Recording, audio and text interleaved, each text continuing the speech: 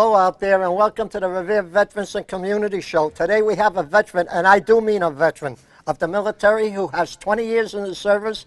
His name is Brian Bishop. He's the Deputy Commissioner for Veteran Services of Boston. And Brian, thank you for taking the time out, because I know you got a busy schedule for coming. So take over. Well, thank you so much, Morris, for having me on. My honor. As I said, it's been something I've been looking forward to come out and talk to you ever since I met you over at the Beachmont post over there when we did the Vietnam Wall. Right. It was awesome. And on behalf of Commissioner Francisco Urena, my boss, I'd like to thank you for having me on today, and I look forward to a time where we can talk about our veterans and talk about how we as veterans are helping veterans, which is very, very important, especially in this day and age when we have people coming back from war who need our services and need people to help them reintegrate themselves back into the community. I've been with the Department of Veteran Services for less than a year. I came in January. Well, you do an excellent job, Well, Brian. I have to tell you, I have been blessed, because it is probably one of the best jobs I've ever had, and that's saying a lot after serving 20 years in the military. But like I said before, I look forward to our dialogue today and talking about how we together can help our veterans, one veteran at a time. That's right. Now, Brian, you've been in the Air Force for 20 years. Yes. Tell us something about that. Well, I was 19 years old, living in Wilson, North Carolina, and it was either, go to school, join the military, or as my dad said, go to jail. So he said, on my 18th birthday, he said, happy birthday, son, here's an eviction notice, find a job. So I decided that I was going to go to college. I had been accepted to East Carolina University on a music scholarship, but it wouldn't pay for everything. And my parents couldn't afford to send me to school. So my parents asked me, they said, why don't you join the military? And my father was in the Navy during Vietnam, and I knew what the military was all about. And my father ran our house like a ship. And I said, I do not want to be in the military. I have no desire to go in the military whatsoever. And they said, okay, go find a job. So I got a little minimum wage job, and I happened to pass an Air Force recruiting office one day, and I said, oh, all right, I'll go in, and I'll talk and see what this guy has to offer. So my recruiter, his name was Rob Johnson. I will never forget him. He sold me on the Air Force that quick. And he didn't lie to me like some recruiters, you know when they're lying if their lips are moving. And no, he told me, he said, look, you want a college education? Go in the Air Force, learn a skill, come out and you'll be set. And I was like, okay, fine. So I joined up, and I went home and told my mom, and she started crying.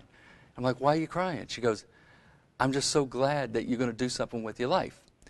So I said, well, we'll see what happens. I said, I'm just going in for 4 years. That's it. 4 years, that's it. In and out.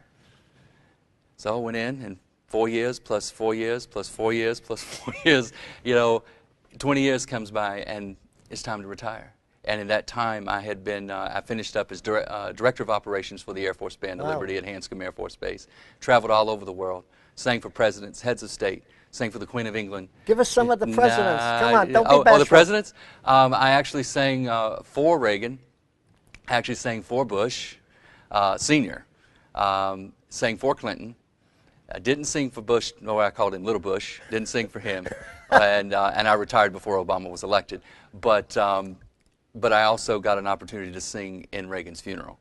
So having sang for him in life and singing and honoring him in death was just an amazing, amazing opportunity that I will cherish forever. I'd like to ask you, when I first went on the air with you, you told me you was in Gulf War I and Gulf War II. Yes. Tell us about Gulf War I first, how it was like over there, and then Gulf War II.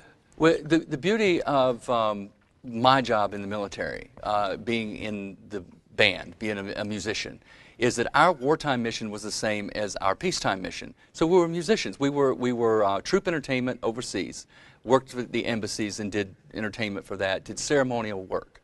And then, so we went to forward areas, we deployed over there in that capacity. Even though we were fully trained, that's what we did. I have to tell you that the thing that struck me about Gulf War I was the outpouring of support for our troops when they were coming back. Because that's what we would do, is go to Westover Air Force Base, and we would set up and we would play for them. And when they would come off the plane, we would sing God Bless the USA, which was the big thing back then, Lee Right. Greenwood's Lee God Bless the Greenwood's, USA. right. We would play that for them, and to see those families embracing each other, and you see the yellow ribbons everywhere too, which was very popular back when the hostages were taken back in the late 70s, that carried over. So to see that type of patriotism, to see that type of outpouring of emotions that you see from families was incredible. I was just awestruck, and I was just a kid. I was like 21 years old at that point. So we got through that. And when we were attacked in 2001, and you saw that resurgence of support once again. I think a lot of that had to do, and I had this guy who had been a Vietnam vet, and my father was too, and told me, he says, this is America making up for what happened to the Vietnam vets. And I didn't really understand it at that point because I was little when that was going on, so I didn't get too much of it. But then I started doing history, and then I talked to my dad about it, and he says, yeah, when we came home, people spat on us. People didn't... I'd like to tell you something about that, Brian. When I was a young man, the Vietnam was going on, we called the soldiers that were over there because of Lieutenant Cowley, who committed an atrocious crime. We called, not me, but people called the Vietnam veteran criminals, our own troops. Yeah. When a body would come home and the family would want to bury him, you had protesters going out. I thought that was wrong then, and I certainly think it's more wrong than now for any veteran to come home when they give their lives up for the country that we love so much. Right. And to have protesters, even though it's a free country, I think it's wrong for people to go out and berate the soldier. Absolutely. Absolutely. I think when you start doing that, you're talking about now there's no draft on. I mean, in Vietnam, there was a draft. You had no choice. You had to go. In this day and age, there's no draft. Every single person who serves on active duty today volunteers to do it out of love for their country. And I think that, we should never, ever, ever go back to that mentality as a nation. And that's why, speaking about that, I mean, this year is the 50th anniversary of the start of the Vietnam War. Right. So it's one of those things where we take an opportunity now, every opportunity, when we introduce Vietnam veterans or we speak of Vietnam veterans, we say, welcome home and thank you, because they never got that. Whereas our troops coming home now are getting that. They do get the support that they need. And that's why our department is so important to the city of Boston. I got to tell you this, Revere TV8, which we're on now, they have a scroll that runs along. It's called an honor flight. I'm sure you're familiar with the honor flights. Well, let me tell you. They do World War II, Korea, and Vietnam.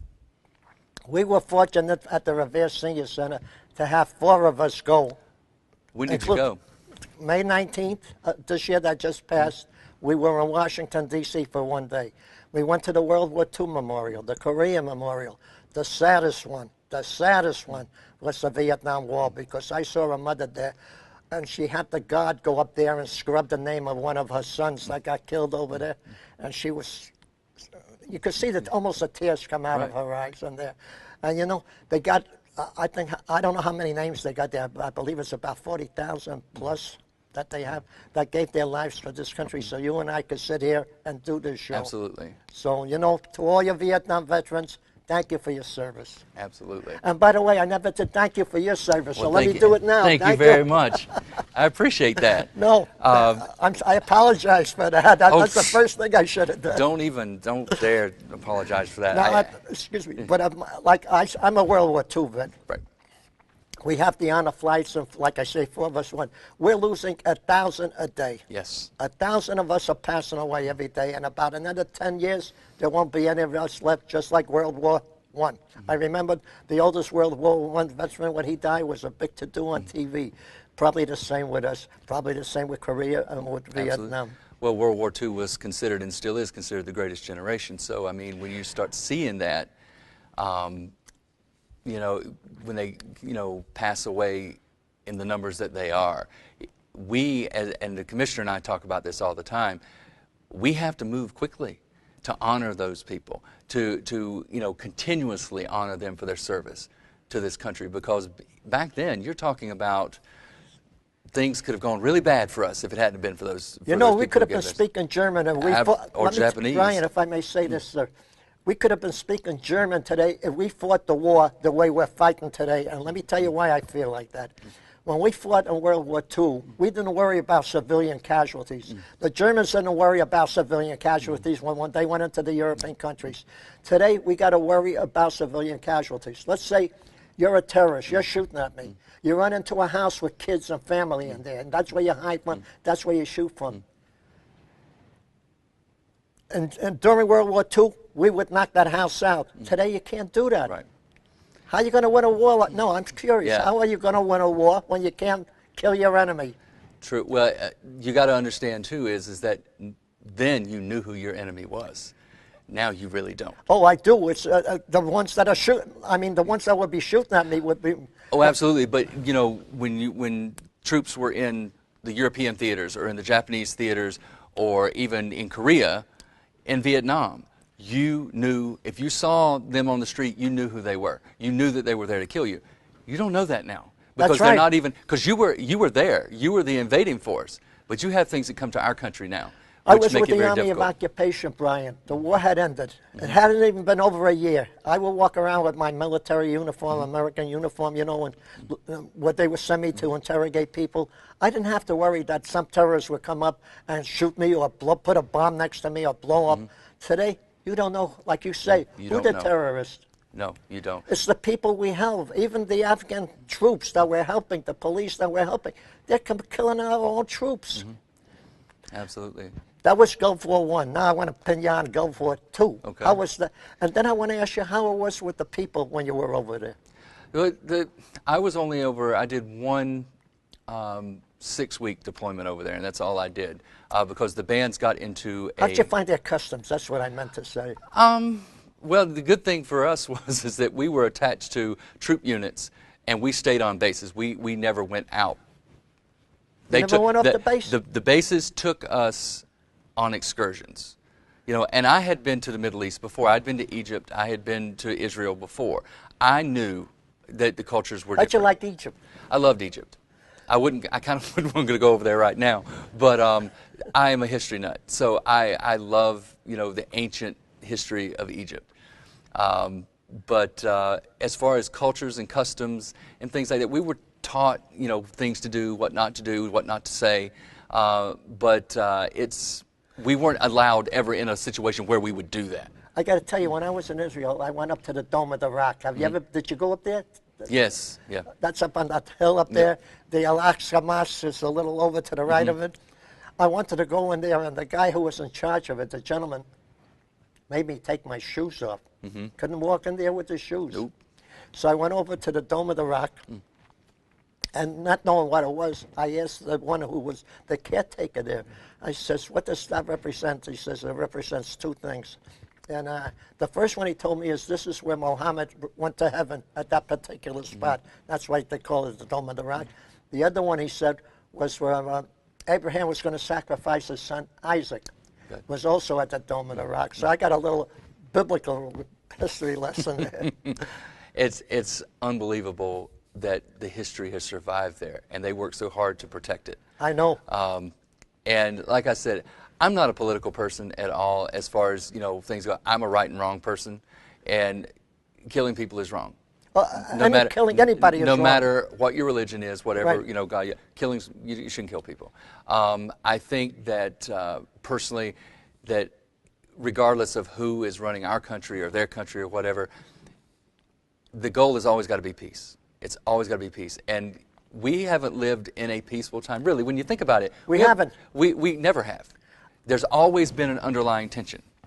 And I think that as we move forward, once we pull the rest of our troops out of Afghanistan and we begin to rebuild our military's morale, and the government has to come together and work their issues out too. But when it boils down to what my job is and how the commissioner and I and our staff do our job is to support those men and women and their families who have given so much to this country.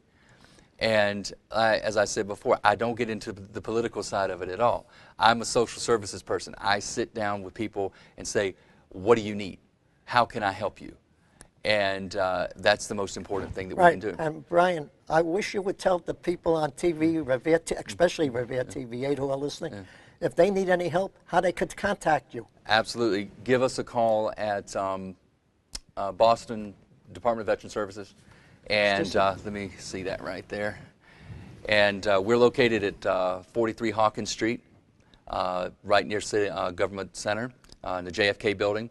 And give us a call at 617-635-3026. And what kind of help could you give them? Like if I was a veteran and I didn't know what I needed and I came to you and said, Brian, what are my benefits as a veteran? Let's say of the Gulf War, the Afghan War, the Vietnam War. Well, the first thing you do is you bring your copy of your DD-214 to our office. Your discharge paper. Bring that to us. And say, for instance, you're homeless. You know, you live in the city of Boston, you live at Court Street. I was going to say that. I've seen a lot of homeless people when I go by there. Oh, yeah. Sleeping outside on the grating in the wintertime just to keep warm by Scully Square. Government Center. You can see how old I am. Government Center. But if you're homeless, we can help you get shelter at the homeless shelter at New England Center for Homeless Veterans. We can see if you qualify for Mass General Law Chapter 115, which is a financial aid. If you need medical help with your medical bills and things like that, we can help you.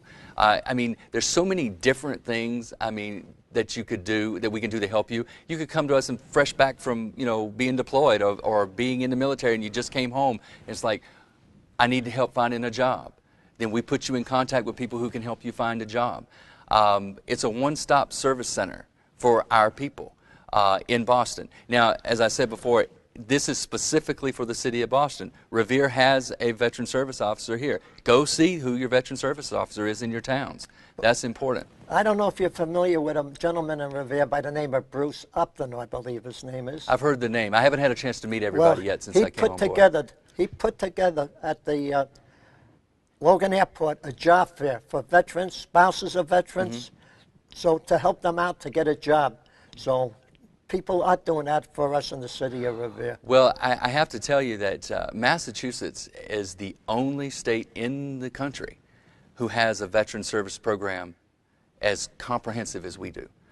Every single town has a veteran service officer. You know what I like to say, Brian? Massachusetts does more by accident than all the other states do on purpose, and I hope they don't come after me. No, but Massachusetts, and I consider Massachusetts to be my home. I've lived here for 25 years. I come from New York. Yeah, and you come from New York. I mean, we come here, and Massachusetts is at the forefront of innovation.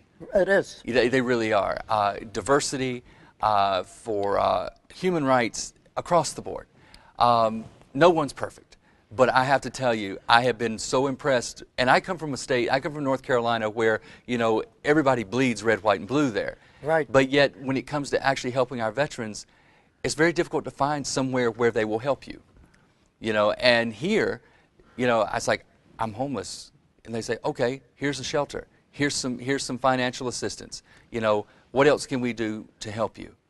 And you don't see that anywhere else. No other state in the country has what we have here. No, you're right. And we're so fortunate to live in this state as veterans, and I'm proud to say it. I call Massachusetts the center of the universe. It's really, the hub. Boston's the hub. Yes, the hub of the universe. I absolutely believe that. I saw my parents this weekend when I went down to North Carolina to see them, and my mom said, "Do you think you'll ever move back down here?" I said, "No, never." You'll never go back there? I'll never go back there. I mean, I shouldn't say never because you never know what's going to happen, but it's not in my plan. I love living here. I love how every day there's something new in Boston, whether it's good, bad, or indifferent, but there's something good every day. And coming to work every day, I get the opportunity to see people who need help, and I have the power to help them. So that's a good thing. I would like to say one thing, if I may, to you, Brian. Absolutely. Just passed away last week or the week before. I was at the Immaculate Conception Church in Revere. They had a fair there. And there were a lot of people from different countries, but mostly South American.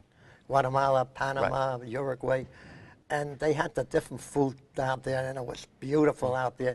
And a lot of the people that came who knew me were veterans. And they were veterans, some of them were veterans from those countries that I never even met, but they came over They says, when they saw this on here, thank you for your service, and I would ask them if they're a veteran, I would thank them for their service. Some of them never even fought in the American Army. They were Paraguayan troops or Panamanian troops. But I thank them for being in the service for their country. Absolutely.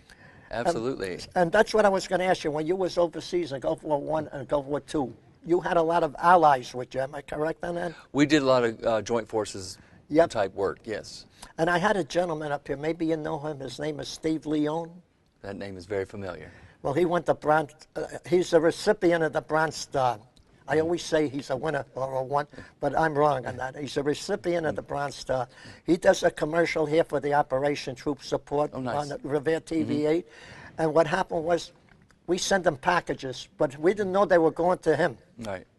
So the senior center here, and I love my senior center because they do a lot for us. They do a lot for the veterans, and they do a heck of a lot for the community, too. They sent out packages, and we put a little card in there, and what happened was Stevie got a hold of a card that was from the Revere Senior Center. So when he came up here, he wanted to thank him, and he was from Afghanistan, and he was like you, I think over 20 years in the service, Brian. So, well, I have to tell you, like I said, it was never in the cards for me to do 20 years in the military. It was 4 years that lasted 20 years. But I look back on it now, and my mother used to beg me. Every 4 years, I'd come up for re-enlistment. She'd go, what you going to do? I said, I'm done. I got to get out. I'm done. She says, please stay.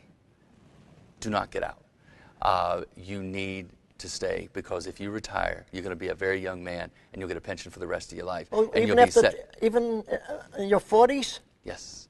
I've been drawing a pension since I was 38 years old. Brian, would it be too late for me to go in and get the rest of my 20 years? Oh, no, go on back in. I'm sure they could find something for you to do. At 85? Sure. Be a historian or something. You know, it's like you live in history. That's what you are, Morris. You know, you're living history. I got to. Old people are, you know. The older we get, the more we forget. You know what I mean? And you have people like me to remind you. That's why you're here. Another thing I wanted to ask you, on that pamphlet, could you give us some of the things that are in there? Oh, yeah. As a matter of fact, I'll probably leave this with your producer, too, so we can actually put some in there. Basically, you have different programs in here, employment programs, physical and mental health, contacts, if you're suffering from a situation like that. All that information is right in? Education. Who they can contact? Who they can contact. Wow. Education, homelessness and housing, and that's on the state level as well as the local level, and a couple of nonprofit organizations. Reintegration, which is huge, and that's really helps people who are suffering from PTSD. What is? I don't know what PTSD is. Post-traumatic stress disorder. In World War I, it was shell shock. And then in World War II, it was battle fatigue. My brother came back from Korea. He was in the Korean War. By the way, folks, I don't have a twin brother out there, but I do have brothers. They always think I have a twin brother. But my brother came back from Korea War, and he was a wreck. Right. I mean, like shaken. Yes. He's good now, but would that be considered PTSD in those days? Yes, PTSD is any time that you undergo a traumatic event. Post-traumatic stress is usually manifests itself a good time after. We're having people now who, it's been 40 years since they were in the military back in Vietnam, are just now starting to feel the effects of it because they repress it the entire life. Most Vietnam vets will not speak of what happened to them. I'd like to ask you this question for the veterans out there. If I wasn't, but if I was in the Vietnam War and 40 years go by and my injuries can be proved that they were from the Viet, even though 40 years went by, can you still get benefits? Yes. Absolutely. Yeah, you can file claims with the VA until you draw your last breath. I worked with them for 4 months before I came on with the Boston Department of Veteran Services as a claims investigator, and you can file a claim anytime. And we were getting a lot of people were filing claims for Agent Orange, for PTSD from Vietnam, from Gulf War I. We had actually had some Korea and World War II veterans who would submit claims who were feeling PTSD from World War II that never claimed anything. That's 68 years ago. Exactly. So You never know when it's going to creep up on you. And that's why now there's such a push with the VA as well as the Veteran Services Departments on the state, local, and national level. If you're having problems, see somebody. The suicide rate right now is unbelievable for our people who are coming out of the service because they are having a hard time dealing with what they endured over there. By the way, I just got one question before we get near the closing time. The sequester that was put in by Obama, how has that affected the veterans, if I may? It doesn't affect the not veterans at at all? all. Not at all. The one thing that the Congress and the President said was that sequestration would not affect the VA at all, and it didn't. And which is amazing, because that was something when I was working with them, everyone was asking the question. Right, and people asked me to ask you this question when we came out of here. The VA, and I told them I couldn't answer it, so you did it. Actually, the VA is ramping up. I'm going to tell you, if you have a problem, and I say this to anyone out there, if you have a problem that is service-connected or somewhat related to your time in the military, go see somebody. Go to the VA. Contact your local VA office. Contact your local Veteran Services officer. Don't sit on it. Don't keep it inside. There are people to help you 24 hours a day, 7 days a week. And I say that simply because I hear too much of suicide. Right, Brian, we got about 3 minutes left. Okay. Take a couple of minutes. Whatever you wish to say, wrap it up. It's your show. Well, first of all, once again, thank you so much for having me. It's my honor. It's been a pleasure. It's my honor. But I just want to say is that Veteran Services in the city of Boston is exploding. Commissioner Francisco Urena is out and about every single day talking to veterans, helping them get the benefits they deserve. And if I don't say anything else, I have to say this, that last year we started a tradition in Boston, and that is on Memorial Day at 7 p.m. on the waterfront at Christopher Columbus Park, we have a concert that we do to honor all who have given their lives in the defense of this country. And we invite everyone to come to this as we all come together. Everyone has their day, their thing during the day where they have their parade or they have something going on. Do that, and that evening, finish that weekend up and come together as a community and a family as we have our remembrance concert on the waterfront. Last year, first time we ever did it, put it together in 5 months, had over 2,000 people there. Wow. We're already starting to work on it now, and we're hoping to double those numbers, triple them if possible, and get people together in Boston like they do in D.C., and honor our veterans who have given their lives in the support of this country. Right, Brian. I want to thank you for taking the time to coming up, and I want to say God bless you again, and thank you for your service. Thank you, Morris. And to you people out there listening, God bless you. God bless our city of Revere, our troops, and of course our great country, the United States of America. Until the next time, thank you. And today we had a real hero, a military veteran and a veteran of the community. And again, thank you, Brian. Thank you, Morris.